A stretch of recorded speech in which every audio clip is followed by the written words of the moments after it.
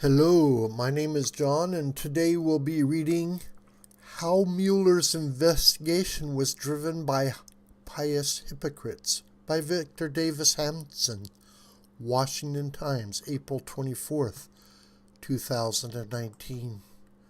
Special Counsel Robert Mueller's 2-year, $30 million, 448-page report did not find collusion between Donald Trump and Russia.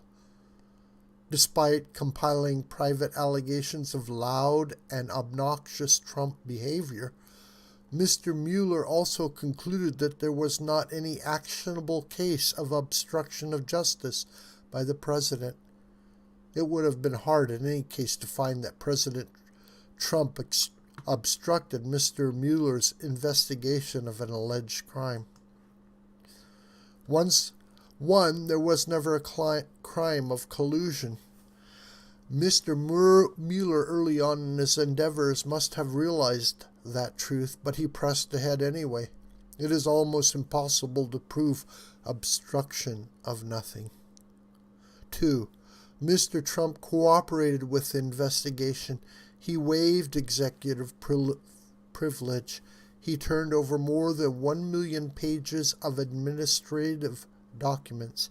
He allowed then White House counsel Don McGahn to submit to over 30 hours of questioning by Mr. Mueller's lawyers.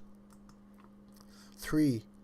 Anyone targeted by a massive investigation who knows he is innocent of an alleged crime is bound to become frustrated over a seemingly never-ending inquisition. Mr. Trump's reported periodic rages at the Mueller investigation are regrettable but not unnatural, given that Mr. Mueller expended a huge amount of government resources to confirm what many knew at the outset, that there was never any collusion with the Russian government to warp the 2016 election. Yet Mr. Mueller's team went down every blind alley relating to its investigation, except where Obama-era officials were likely culpable for relevant unethical or illegal behavior. The Foreign Intelligence Surveillance Act warrants were integral to Mr. Mueller's investigations, but there is no mention of how the FISA court was deceived by not being told that the chief evidence used to obtain the warrants was an unverified dossier paid for in part by the Hillary Clinton campaign and the Democratic National Committee. Some of the collusion narrative Mr. Mueller examined was based on FBI informants' unverified stories. Yet, strangely, the Mueller team did not investigate whether it was illegal in the first place for the FBI, possibly with CIA help, to use informants to spy on a presidential campaign. Former FBI Director James Comey figures into the Mueller report, but there is no curiosity about whether he broke the law in leaking what may well have been 4 classified memos of private presidential conversations to the press for the purpose of forcing an appointment of a special counsel.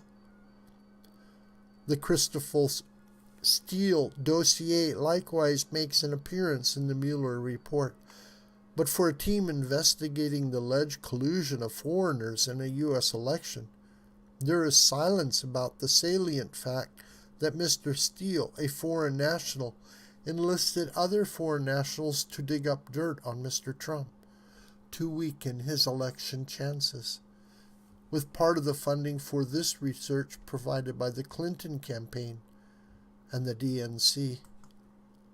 What bothers many Americans about the collusion hoax is the accompanying sanctimony of the so-called investigators.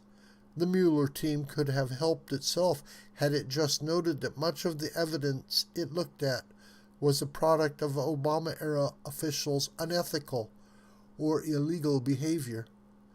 Mr. Comey wrote a memoir, A Higher Loyalty. Its eponymous themes are Mr. Comey's own ethics and principles. but Mr. Comey may well have misled the FISA court and possibly lied under oath to a House committee. He was not candid with federal investigators and leaked confidential and classified government memos. Former FBI Director Andrew McCabe also wrote a memoir, The Threat. Its argument is that the FBI kingpins such as Mr. McCabe protect America from dangers such as Donald Trump.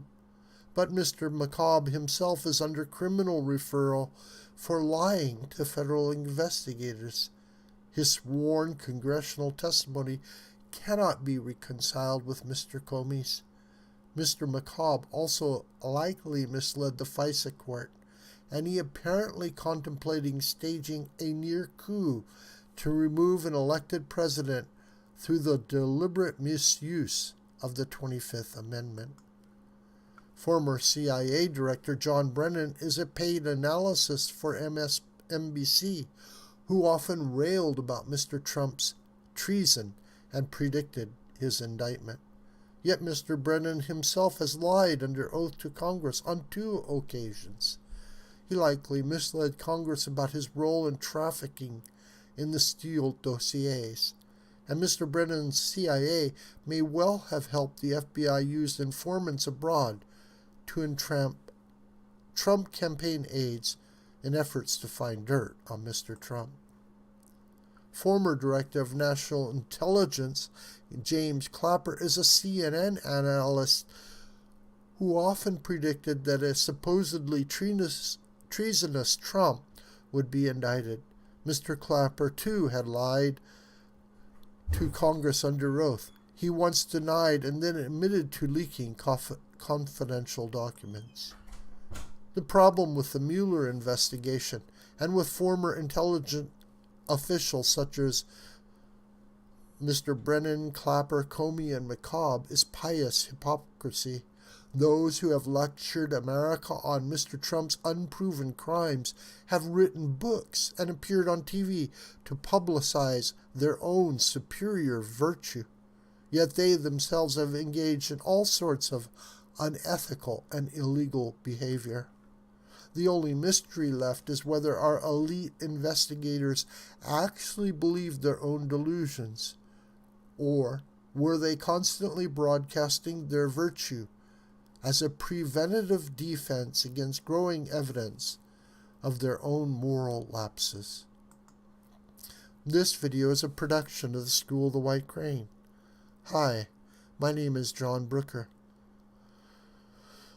Please subscribe to this YouTube channel, and please share this video with your family and friends and on social media. May God richly bless you, my beloved.